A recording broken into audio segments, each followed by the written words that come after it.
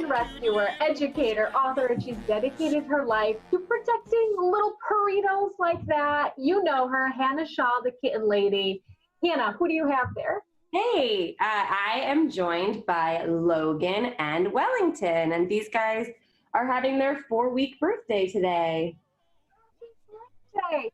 Now, for those who don't know you, you are such a huge cat advocate.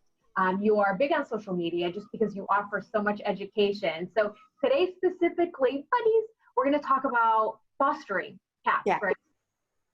Yeah, so I'm a huge advocate for fostering kittens, and that's because little guys like this, the best place that they can end up is in a foster home where they can have all of the care they need, overnight feedings, all of the love and company companionship that you can give in a foster home.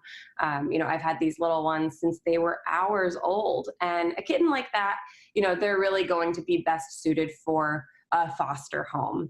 Do you have bottles that we can show how to feed them? Yeah. So let's do a feeding.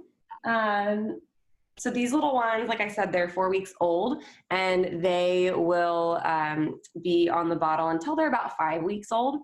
So they're like bottle feeding champs at this point because they are orphans. They were brought to the shelter without a mom. So a lot of kittens who come to the shelter without a mom, they need somebody who can help bottle feed them. So this is Logan, and bottle feeding is something anybody can learn how to do.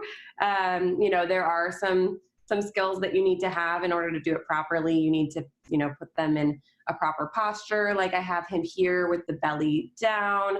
You need to know to feed them a proper kitten formula. You don't feed them, anything you have in your refrigerator at home. You do have to get, obviously, a kitten bottle. And then you just need to know things like don't squeeze the bottle, because if you squeeze the bottle, then, that can cause some issues for them, aspiration. Really, this is like me and him together doing this. So I'm just holding the bottle for him, and he's rocking out on it, getting all the food he needs. He's a big boy. Logan is the biggest one in his litter, so he doesn't miss any meals. Look at that little avocado bod is what I call that. He's thick. He's thick. He is. I think that like some of us are doing a lot more eating during the quarantine. So I'm just trying to keep up with Logan. You're starting a webinar series for people who are specifically going to start fostering like myself, because you can't just take these animals in. Yeah, so, something that's been really positive, I think, and maybe surprising for a lot of us is the response from the public has been very, very positive for fostering right now.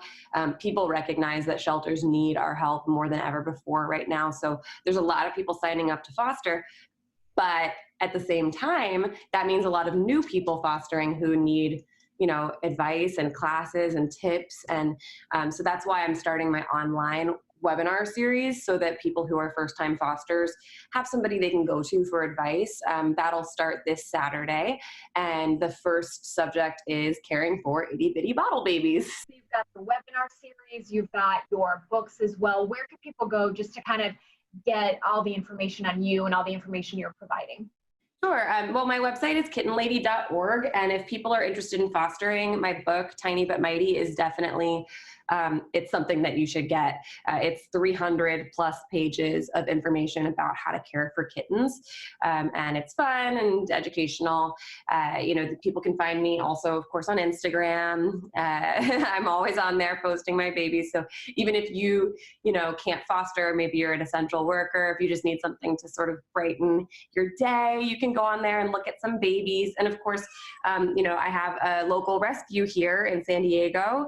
We're called Orphan Kitten Club, and you can follow Orphan Kitten Club as well. You can go to orphankittenclub.org if you'd like to adopt, because all these little ones, they're not my permanent companions. Wellington is going to need someone in a couple weeks to take him home forever. So if people are interested in adopting during this time, that's another big way to help. Adoption is, foster parents can't foster without adopters to adopt them at the end of it. So orphankittenclub.org if you're interested in adopting any of these little guys. Of course, Jenny was wearing her cat t-shirt for that interview, right? Cute kitties.